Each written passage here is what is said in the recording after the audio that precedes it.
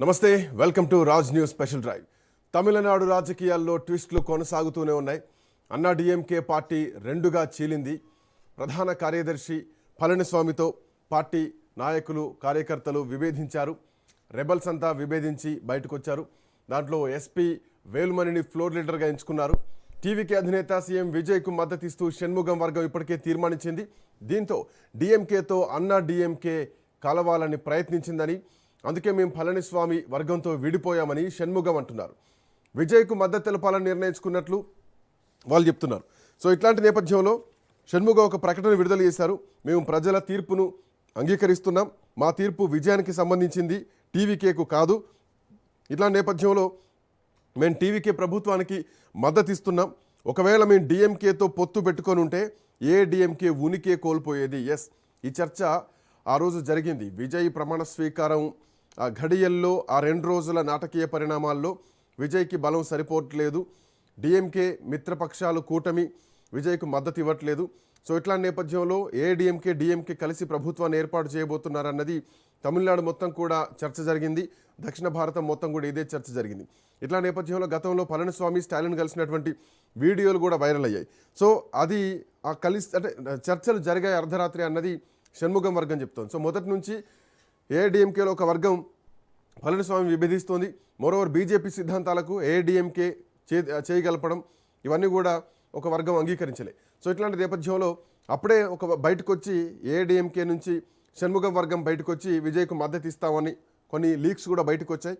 But అనూహ్యంగా U turn తీసుకున్నారు, మేము విజయ్కి మద్దతు ఇవ్వట్లేదన్నారు. బట్ ఫైనల్గా విజయ్ ప్రభుత్వం కొలువు తీరిన తర్వాత ఏఐడిఎంకేలో చీలికొచ్చింది. మాదే అసలైన ఏఎండిఎంకే అని వాళ్ళు ఈరోజు షణ్ముఖం వర్గం చేస్తున్నటువంటి ప్రకటన. సో పళనిస్వామి ఇక ఒంటరైపోతున్నారా?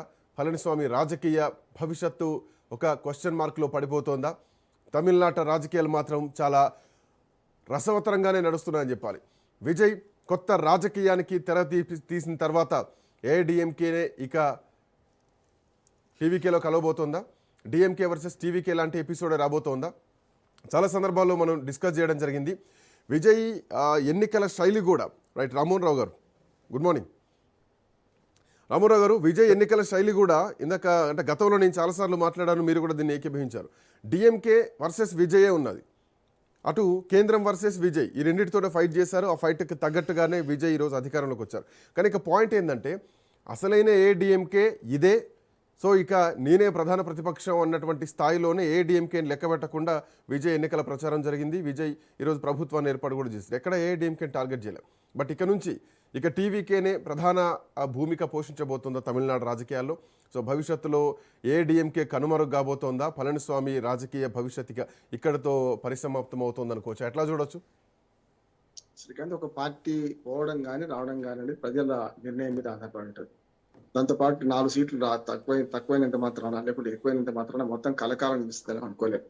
నిన్ననే ప్రధానమంత్రి మోడీ గారు ఒక మంచి ప్రకటన చేశారు. ఏమనంటే కేవలం దేశంలో 2 సీట్లు వచ్చినప్పుడు తెలంగాణలో ఒకటి, మిగతా రాష్ట్రంలో ఒకటి వస్తే ఇవాళ దేశవ్యాప్తంగా మొన్నటి దాకా అంత 2019 303 సీట్లకు సాధించుకున్నాం. ఇప్పుడు తక్కువైంది. కానీ మొత్తం మీద బీజేపీ భవిష్యత్తు ఎట్లా మారింది చూసింది కదా.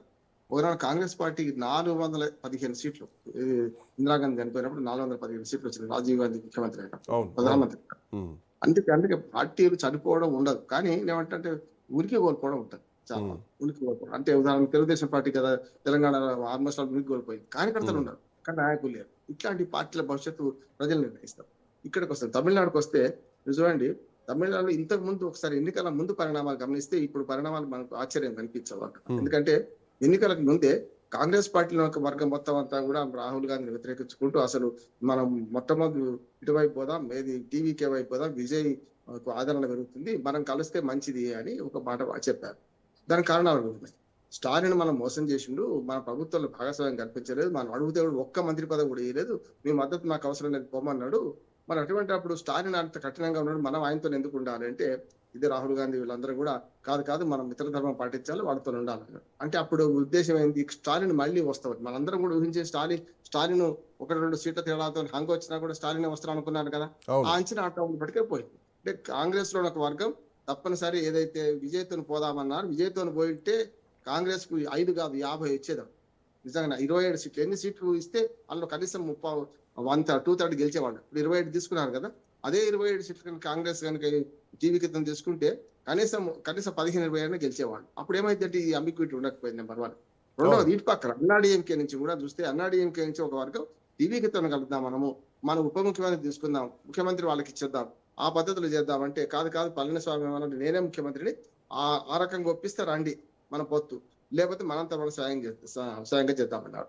నిజంగా చెప్పాలంటే పళనిస్వామి నిర్ణయం వల్ల ఈ మాత్రం స్టాలిన్కి ప్రతిపక్ష స్థానం దక్కింది. 59 మంది ఎమ్మెల్యేలు ఆ కూటమి నుంచి గెలిచారంటే స్పష్టంగా నాకు అర్థమవుతుంది ఏంటంటే పళనిస్వామి మొండి పట్టుదల వల్ల అన్నాడీఎంకేను టీవీకేతో కలవకుండా ప్రయత్నం చేసి, ఎందుకంటే ముఖ్యమంత్రి తను ఉన్నాడు కదా మాజీ ముఖ్యమంత్రిగా, కనుక సమస్యలో నేను ముఖ్యమంత్రి కావాలనే అత్యాశనే ఆయనను దెబ్బతీసింది. అవును, ఇప్పుడు ఈ చీలిక కారణం మొదలు మనం ఒప్పుకున్నాం, మనం అన్నాం కదా, అప్పుడు మీరు పోనీయలేదు, మనం నష్టపోయినాం కదా, ప్రభుత్వ వ్యతిరేక ఓట్లు చీలిపోయి అటు విజయ్కి ఇటు మనకు పడే వాళ్ళ అయింది. మనం కనుక విజయ్తో కలిస్తే నిజంగా చెప్పాలంటే 47 సీట్లు వచ్చినాయి కదా ఏఐడిఎంకేకు శ్రీకాంత్, దాదాపు ఒక 15-20 సీట్లు ఎక్కువ వచ్చేటట్టు. అంటే 106 వాళ్ళకి పోతే మనం 108 విజయ్ పోతే మిగతా 80 దాకా అంటే డిఎంకేకి ఇంకా సీట్లు దాకపోయింది వీళ్ళిద్దరు కలిస్తే. కనుక మనం అప్పుడు కలవలేదని చెప్పి నిన్న అసెంబ్లీ సాక్షిగా పెద్ద సీన్ క్రియేట్ అయింది. మొదలు 17 మందితో కలిసి ఇటు పక్కన మన పళనిస్వామి తాను అసెంబ్లీకి వచ్చారు. తర్వాత 30 మందితో కలిసి ఇప్పుడు వేలుమణి అట్లాగే షణ్ముఖం ఇద్దరు కలిసి వచ్చారు. షణ్ముఖం ఉపనాయకుడిగా, వేలుమణి ప్రధాన నాయకుడిగా సిఎల్పి నాయకుడిగా ఎన్నుకొని వాళ్ళు అసెంబ్లీ స్పీకర్ కూడా ప్రొటెం స్పీకర్ కి ఇచ్చారు. అది ఇప్పుడు ఇవాళ స్పీకర్ ఎన్నిక జరుగుతుంది. స్పీకర్ ఎన్నిక తర్వాత ప్రొటెం స్పీకర్ కి అధికారం లేదు, నాయకుడు నిర్ణయించే అధికారం ఆయనకు లేదు. కానీ ఇవాళ అసలైన రాజకీయం వాళ్ళు నడుస్తుంది, వాళ్ళకి ఇచ్చారు. సార్, అసలైన రాజకీయం ఇవాళ జరగబోతోంది. స్పీకర్ ఎన్నిక తర్వాత, స్పీకర్ ఎన్నికకు ముందే ఏఐడిఎంకేలో చీలిక వచ్చింది. అంటే పాయింట్ ఏంటంటే సార్, పళనిస్వామి నాయకత్వంలో ఏఐడిఎంకే ముందుకెళ్ళట్లేదు. ఒక ఐకానిక్ ఫేస్ లేదు. ఒక స్టాలిన్ లాగా, ఒక ఉదయనిధి స్టాలిన్ లాగా, ఒక విజయ్ లాగా పళనిస్వామి విషయంలో అది లేదు. ఎందుకంటే అందులో ఉన్నటువంటి పన్నీర్ సెల్వం పార్టీ నుంచి బహిష్కరించబడ్డారు. జయలలిత ప్రస్తుతానికి లేదు. జయలలిత పేరు చెప్పుకొని ఇంకా రాజకీయం చేసేటువంటి పరిస్థితి కూడా లేదు అక్కడ.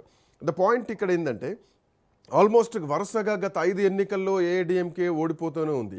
లోక్సభ ఎన్నికల్లో ఓడిపోయింది, అంతకుముందు 2019 శాసనసభ ఎన్నికలు కానీ, అంతకుముందు జరిగినటువంటి ఎన్నికలు కానీ, 2021లో జరిగినటువంటి కొన్ని ఎన్నికల్లో కానీ, కొన్ని ఉప ఎన్నికలు కూడా మధ్యలో వచ్చాయి. 2025లో ఈరోజు ఉప ఎన్నిక కూడా జరిగింది. సో ఎక్కడ చూడు ఏఐడిఎంకే కోలుకునేటువంటి పరిస్థితి లేదు. ఇప్పుడు జరిగినటువంటి ఈ చీలిక ఏదైతే ఉందో భారీ ఒక ఉపద్రవమని చెప్పాలి. ఆల్మోస్ట్ 30 మంది పోయారంటే ఇక పార్టీ కనుమరుగైపోతుంది అనడానికి ఇది ఒక పెద్ద సంకేతంగా దీన్ని చూడాలి. సో ఇక అసలైనటువంటి ఏఐడిఎంకే మాదే, మమ్మల్ని గుర్తించండి అని స్పీకర్ దగ్గరికి వెళ్తే సో వాట్ నెక్స్ట్, ఏం జరగబోతోంది అనుకోవాలా? ఎప్పుడైనా సరే గుర్తించాలంటే 2/3 మెజార్టీతో చీలిపోవాలి పార్టీ. కనుక ఇద్దరు ఇప్పుడు యాక్చువల్ గా 47 మంది ఏఐడిఎంకే ఎమ్మెల్యేలు ఉన్నారు ఇప్పుడు అసెంబ్లీలో, కొత్త అసెంబ్లీలో. 47లో 2/3 అంటే 16 - 48 అంటే 32 కావాలి. అంటే 16 ఇటు పక్కన ఉంటే 32 ఇటు పక్కన ఉండాలి, 15. కనుక 47 మంది ఎమ్మెల్యేలు 32 మంది ఎమ్మెల్యేలు ఉంటే మాత్రమే ఫిరాయింపు చట్టం కింద అనర్హులు కాదు. కానీ బయట నుంచి మద్దతు తీయడానికి ఇది అంత అవసరం లేదు. బయట నుంచి మేము మద్దతు ఇస్తున్నాం 30 మంది కలిపి అంటే నష్టం లేదు. కానీ ఒకవేళ బయట నుంచి మద్దతుగానే వాళ్ళు సస్పెండ్ చేస్తారు. ఎవరు అన్నాడీఎంకే ఒరిజినల్ వర్గం మాది 30 మంది పార్టీ లైన్ తప్పారని సస్పెండ్ చేశారు అనుకోండి, ఈ మాత్రం పోతుంది కదా. అందుకని ఇంకో ఇద్దరిని తీసుకుంటే ఫిరాయింపు ఒరిజినల్ పార్టీ వీళ్ళకి అవుతుంది, అవతల పైపు ఒరిజినల్ పార్టీ కాకుండా పోతుంది. కనుక ఆ పని చేయాలి. ఎందుకంటే మొన్న చూసాం కదా మనం, మహారాష్ట్రలో 2 ప్రాంతీయ పార్టీల చీలికలు వచ్చినాయి. అది శివసేనది కూడా అట్లాగే ఎన్సీపీ కూడా చీలికలు వచ్చినాయి. ఏమైంది, శివసేనది బాణం గుర్తు ఎవరికి వచ్చింది? ఉద్ధవ్ ఠాకరే రాలేదు. ఉద్ధవ్ ఠాకరే తండ్రి స్థాపించిన పార్టీకి ఆయనకు రాలే, ఎదుటి ఏకనాథ్ షిండేకి వచ్చింది. ఇటు పక్క అజిత్ పవార్ కు శరద్ పవార్ స్థాపించిన పార్టీ శరద్ పవార్ రాకుండా గడియారం గుర్తు ఇటు పక్కన మనకు మన అజిత్ పవార్ కు వచ్చింది. చూసినాక చనిపోయారు. అందుకని ఇవన్నీ చూస్తే మనకు అర్థమవుతుంది ఏంటంటే ఈ లెక్కన 2/3 వంతు అంటే మీరు అన్నట్టు ఒకరిద్దరు తక్కువ అవుతున్నారు. ఈ లెక్కన చూస్తే 31, 32 స్థానాలు రావాలి. ఆ ఒక్కరిద్దరు కూడా వచ్చేటువంటి అవకాశం ఉంది. అలా జరిగితే ఇక ఏఐడిఎంకే గుర్తు ఆ ఆకులు ఇటువైపు వచ్చేటువంటి అవకాశం ఉంటుంది, లేకపోతే ఇక రాలిపోయినట్టే. 2 ఆకులు 2 విడిపోతాయా అనేది అనుమానం కూడా వస్తున్నది. దీనికి కారణం ఏంటి? ఇప్పుడు చీలిక వర్గం 30 మంది ఏమంటున్నారంటే ఒక ప్రధానమైన ఆరోపణ చేస్తున్నారు. ఏది మన పళనిస్వామి మీద. ఏమనంటే మీరు అనైతికంగా డిఎంకేతో మద్దతు తీసుకొని మీరు ప్రభుత్వం ఏర్పాటు చేద్దాం అనుకున్నారు. ఎందుకంటే ప్రజలందరూ వ్యతిరేకత ఏంది, డిఎంకే వ్యతిరేక ఓట్లే మనకు పట్టాయి కదా. అంటే విజయం వైపే మనం ఉన్నట్టు కదా, విజయం వైపు ఉండాలి మనం. కానీ విజయం వైపు ఉండకుండా పరాజయం వైపు ఎట్లా పోతాం అనుకున్నాం మనం. వాళ్ళతో కలిసి ఎట్లా ప్రభుత్వం ఏర్పాటు చేద్దాం అనుకున్నాం. అది కూడా అరకర మెజార్టీ. వాళ్ళకు కూడా 120 నిండడానికి కూడా ఈ ఐసీయూ ఈ మన సిపిఐ సిపిఎం కలిపితేనే 125 వాళ్ళకి కూడా. సమస్య ఏంటంటే ఈ 108 సీట్లు ఒకవైపు కావడం వల్ల మిగతా అందరు కలిస్తే కూడా 120 సీట్లు కావడానికి చాలా కష్టం ఉండే. కనుక మీరు అనైతికంగా డిఎంకేతో పొత్తు కలుద్దాం అనుకునే ఆలోచన తప్పు. అందుకని విధానపరంగా విడిపోతున్నాం అంటుంది. 30 మంది చీలికకు కేవలం నాయకత్వ పోరాటమే కాదు, విధానమైన పోరాటం ఉంది. నాయకత్వ పోరాటం అంటే నువ్వు దిగిపో నేను అవుతా అన్నది వేరే ఉంటుంది. అదే 47 మందిలో అన్నాడీఎంకే ఎమ్మెల్యేలలో నీ మెజార్టీ లేదు, నేను దిగిపో నేను అవుతా అంటే వేరే ఉంటుంది. అది కాదు, వాళ్ళు బయటకు 30 మంది చీలిపోవడానికి ప్రధాన కారణం చెప్తున్నా ఏంటంటే మీరు డిఎంకేతో అనైతికమైన పొత్తు పెట్టుకుందాం అనుకున్నారు. అది తప్పు కదా. మనం గెలిచిందేమో విజయం వైపు గెలిచినాం. ఇప్పుడున్న మొన్నటిదాకున్న ప్రభుత్వానికి వ్యతిరేకంగా మనం గెలిచినాం. వ్యతిరేకంగా గెలిచిన వాళ్ళు మనమే ఆ ప్రభుత్వంలో పాత ప్రభుత్వం పనికిరాదని చెప్తే ఇప్పుడు నీ ముఖమే వాళ్ళదంటే కొత్త అంగి తొడుక్కొని వస్తా అంటే లాభం లేదు కదా. అందుకనే ఇక్కడ ఆ విధానపరమైన నిర్ణయం మీదనే ఇక్కడ 2 అంశాలు సార్. నైతిక మద్దతు ఉంటుంది. ఇంకోటి డివిజన్ పరంగా, లేదంటే వోకల్ అంటే మూజువాణి ఓటు పద్ధతిలో ఓటు వేయాల్సింది. సో ఇప్పుడు నాకు తెలిసి మూజువాణిలోనే ఓటింగ్ ప్రక్రియ కొనసాగేటువంటి అవకాశం ఉంది బల ప్రదర్శనలో. సో క్రాస్ ఓటింగ్ పడకుండా ఇదే జరగబోయే పరిస్థితి ఉంది కాబట్టి ఈరోజు ఈ 30 మంది బయటకు వచ్చేసి విజయ్కి మద్దతు ఇస్తున్నాం అని చెప్పేసి బహిరంగంగా ప్రకటించారనుకోవాలా? లేదంటే ఒకవేళ అలాంటి డివిజన్ పద్ధతిలోనే ఓటింగ్ ఉంటే కనుక ఈ 30 మంది అవకాశం ఉంది విజయ్కి ముందే తెలుసు కాబట్టి గవర్నర్ దగ్గర ఖచ్చితంగా నేను ప్రభుత్వాన్ని ఏర్పాటు చేస్తున్నాను, బల ప్రదర్శనకి వెళ్తాను, గెలుస్తాను, నమ్మకం ఉందన్న ఉద్దేశంతోనే ముందు 2 సార్లు గవర్నర్ని కలిశారనుకోవచ్చా? ఇప్పుడు విజయ్ శ్రీకాంత్ గారు ఒకటి చెప్పుకోవచ్చు మనం. ఎందుకంటే ప్రధాన ప్రతిపక్ష హోదా అయితే వీళ్ళకి రాదు కదా.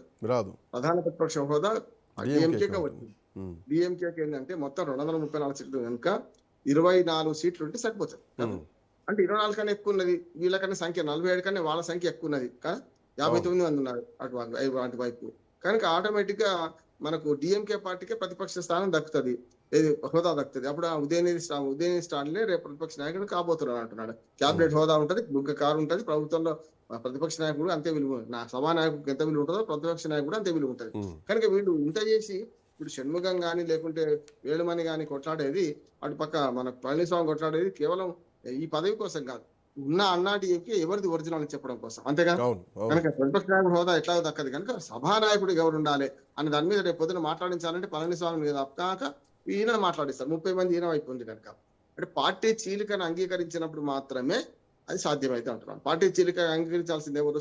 స్పీకర్ చేరే దాని కాదు. ఎలక్షన్ కమిషన్కి ఏం సంబంధం లేదు, ఎక్కడ సంబంధం లేదు. కనుక వీళ్ళు కనుక 32 మంది సంతకాలతో ఇచ్చి మా పార్టీ చీలిపోయింది, దీనికి నాయకుడుగా నేను ఉన్నాను అని చేస్తే, గతంలో మన తెలంగాణలో సిఎల్పి చూసినాం కదా, కాంగ్రెస్ పార్టీలో 21 మంది గెలిచినప్పుడు 13 మంది అంటే 2/3 ఒక ఓటు ఎక్కువ. అట్లానే 19 మంది గెలిచినప్పుడు 12 మందిని గుంజుకున్నారు కదా.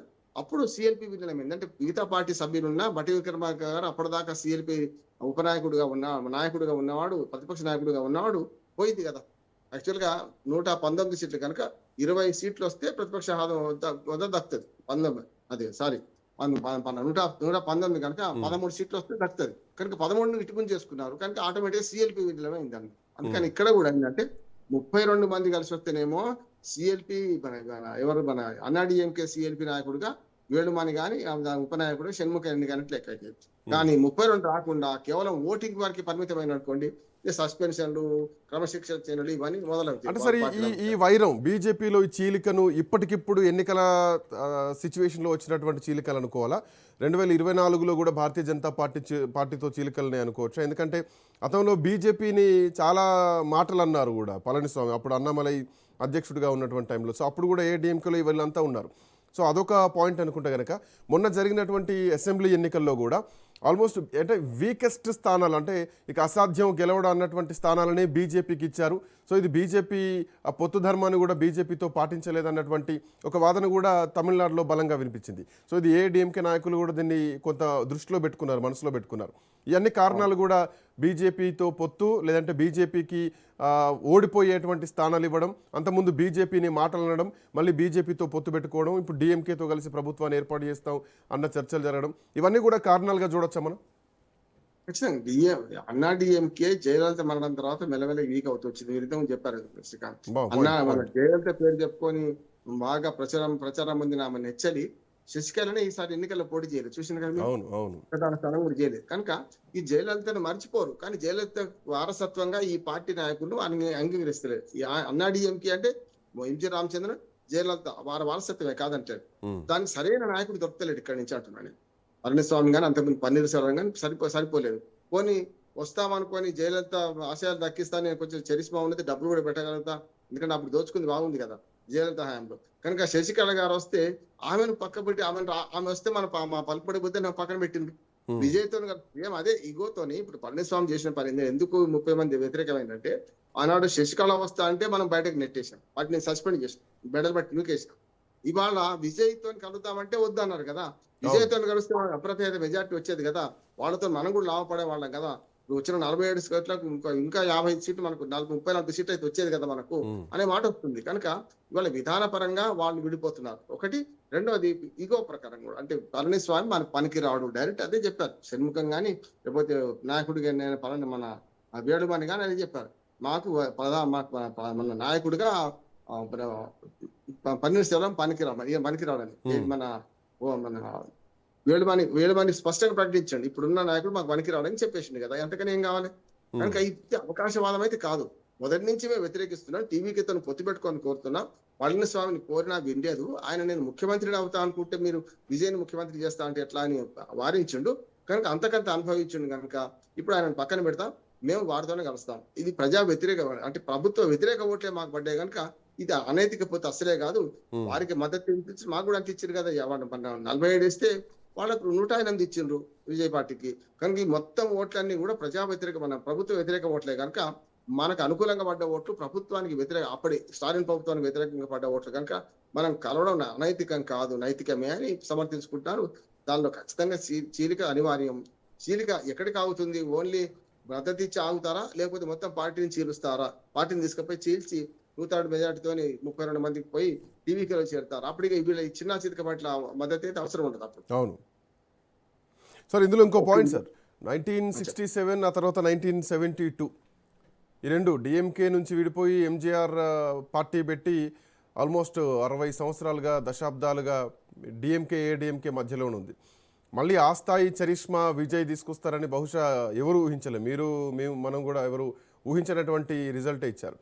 బట్ ఇప్పుడు ఏడీఎంకేలో షణ్ముఖం వర్గం కానీ పళనిస్వామిలే ప్రజలు పట్టించుకోలేదంటే ఇక షణ్ముఖంకి అంత ఉంటుందని మాత్రం అనుకోవడానికి లేదు. ఆయన అంత రాజకీయ సామర్థ్యం ఉంది, ఒక ఐకానిక్ ఫేస్ లాంటిది అయితే కాదు. సో ఇక నుంచి స్టాలిన్ వర్సెస్ విజయ్ లాంటి ఎపిసోడే మనం చూడబోతున్నామా?